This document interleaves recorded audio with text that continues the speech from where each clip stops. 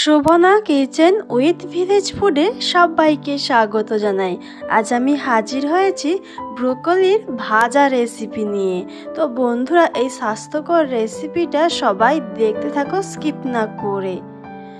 তো ব্রোকলির ভাজা রেসিপির জন্য এখানে আমি 500 গ্রাম ব্রোকলি নিয়েছি, আর ব্রোকলিগুলোকে ভালো করে কেটে কুটে ধুয়ে নিয়েছি। আর ব্রোকলিগুলোকে এরকম ছোট ছোট করে কেটে নিতে হবে। তো ডান্ডিগুলোকেও কিন্তু বাদ দিইনি, ডান্ডিগুলোর যেটা মোটা ছাল থাকে সেই ছালটাকে আমি তুলে নিয়েছি।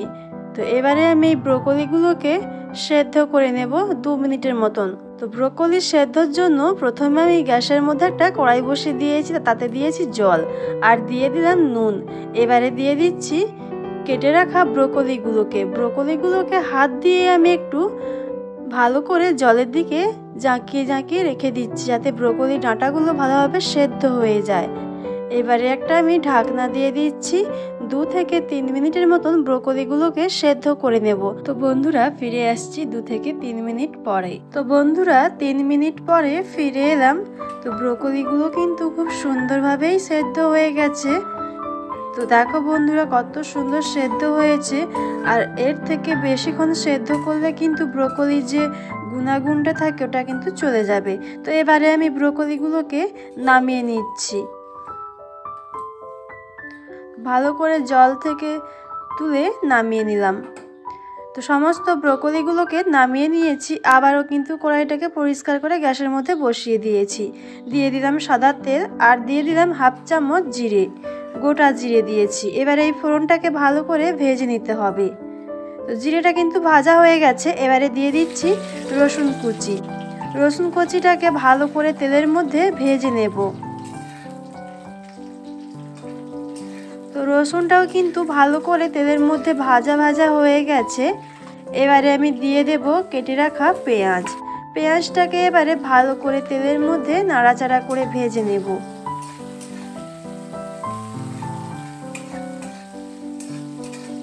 তো বন্ধুরা, পেঁয়াজটাকেও কিন্তু ভালো করে নাড়াচাড়া করে ভেজে নিলাম।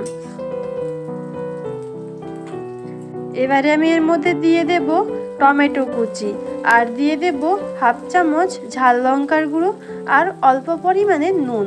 এবারে দিয়ে দিলাম হলুদের গুঁড়ো পরিমাণ মতন। এবারে এই সমস্ত উপকরণগুলোকে ভালো করে নাড়ি চাড়িয়ে কষিয়ে নিচ্ছি, যতক্ষণ না টমেটোটা নরম হচ্ছে।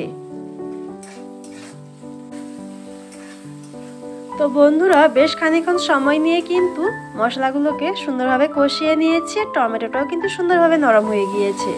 এবারে দিয়ে দিলাম সেদ্ধ করে রাখা ব্রোকলিগুলোকে ভালো করে নাড়ি চাড়িয়ে ভেজে নেব। তো বন্ধুরা, এই রেসিপিটা কিন্তু বেশিক্ষণ সময় লাগে না। আর ব্রোকলিগুলো কিন্তু একদম হালকা হালকা ভাজবো।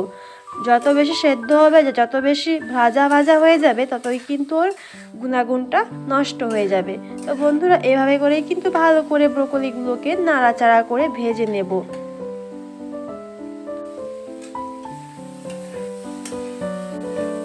তো বন্ধুরা, খানিকক্ষণ সময় নিয়ে কিন্তু ব্রোকলিগুলোকে সুন্দরভাবে ভাজা ভাজা করে নিয়েছি। এবারে আমি অল্প করে ধনেপাতা কুচি ছড়িয়ে দিচ্ছি। তো আবার একটু নাড়াচাড়া করে নেব। তো নাড়াচাড়া করে নিলেই রেডি হয়ে যাবে আজকে ব্রোকলির ভাজা রেসিপি। তো বন্ধুরা, সুন্দরভাবে কিন্তু নাড়াচাড়াটা করে নিচ্ছি। তো একদম রেডি হয়ে গেছে আজকের ব্রোকলি ভাজা রেসিপি। তো এবারে আমি নামিয়ে সার্ভ করে নেব।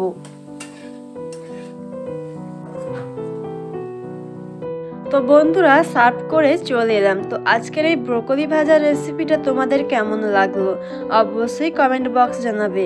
যদি ভালো লেগে থাকে লাইক করো, আর বেশি বেশি করে বন্ধুদের সাথে এই ভিডিওটা শেয়ার করতে থাকো।